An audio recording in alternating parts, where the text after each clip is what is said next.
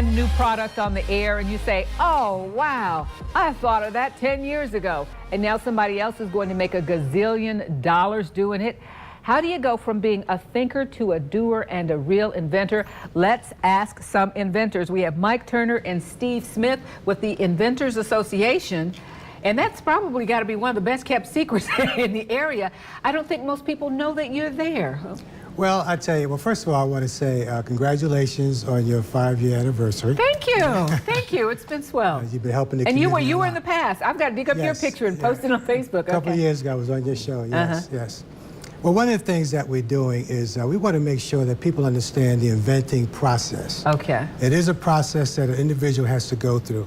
And what we do as a nonprofit organization is to be able to teach people what that process is and what they need to do to get their product into the stores. So that's what we basically do, is to help people and teach people what the steps are. So are there like frustrated inventors out there who are very bright, very capable of coming up with a product, but they can't get from the product to the store? Exactly. That's what most inventors start off with. They don't know what the process is. They have an idea that will solve a problem, but the thing is they don't know what the steps are to get that product moving. And what our organization does is we teach them each step that they must go through in order to be successful in the marketplace. Okay, I'm going to resolve an issue right now. I hear this in my head. You're not going to tell them how to make the product.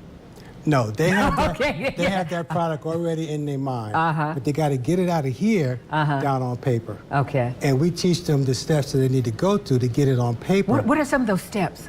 Well, some of the steps are, number one, they first got to do research. Because a lot of people think, well, I haven't seen my product in the store, so I'm going to invent this product. But in reality, that product could be not necessarily on the East Coast, it could be being sold on the West Coast. And what people do is they spend an awful lot of money thinking that they have the ideal product to solve the problem. And then next thing you know, they see it in the supermarkets, in the stores. Exactly. It's already out there and they've wasted some money. So you teach them, what's that process? Yeah, the process of going through it is first, you come up with that idea, that there's a problem. Got the idea, And then you think of a solution. You come up with that solution, you got to start working on it or put it on paper, and then, all of us need help with these ideas that we come up with. And like Mike was saying, that it's hard to get that to market. And with such as the, Columbus, Phoenix Cities, inventors. Okay, gentlemen, you rolled in something here, and I'm reading, it says Master Caddy Golf. Yes. Okay, tell me the history behind this. All right, well, before he gets to history, let me just share a little bit about Steve. Steve is an inventor. He found us out as far as going on the internet to find out the association here locally. And he called us, and we worked with him to get his idea going. So I'm going to let him explain to him how the idea came about and what his product is. Okay. Okay. Yep, we came up with this idea, my son and I. Started playing golf back a little earlier in the year, about 7 months ago in 2015. And just noticed on the course pushing around, with a bag, and it was just kind of disorganized. And you're always hunting that club. And, we're walkers, we walk and push our carts. And so decided that, hey, there's got to be a better way. And so, got an archery history background. So I came up with, I thought, hey, I need a quiver. Like an archery quiver. Yes, for my bows, but it's for my clubs. Yeah. That seems so simple. It's like, why didn't someone think of this? This is awesome. Right.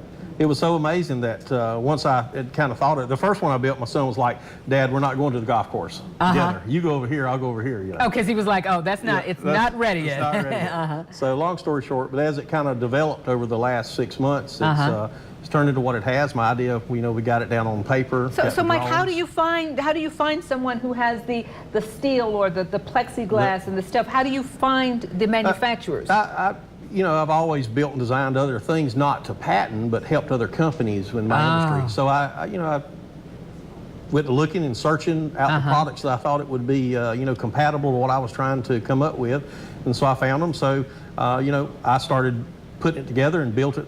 Me and my son, we built it ourselves, and we kind of got it going that way. This is definitely a go. All I ask is just remember that your first TV appearance about the Master Caddy Golf was on the D. Armstrong show. I have to say that this product has patent potential. Okay, and we have a patent pending on this product. So that means that this product is patented, but nobody can steal it because it's very protected. But one of the things I do want to say is that we were fortunate enough this past last month with Martin Luther King celebration through the mayor, we had the opportunity to talk with Damon John. Founder of FUBU.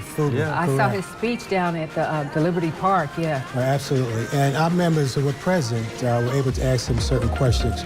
And the main thing that he talked about is to make sure that you have mentors or people that will help you move your product along.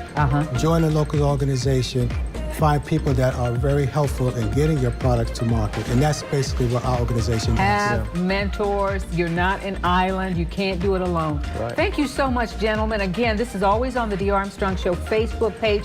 Please share it with your friends. Thank you. And we'll be sharing it also. Good stuff, and congratulations. And thanks for the work. You're making dreams come true. Oh, absolutely, absolutely. Thank you. When we come back, you know, very few young people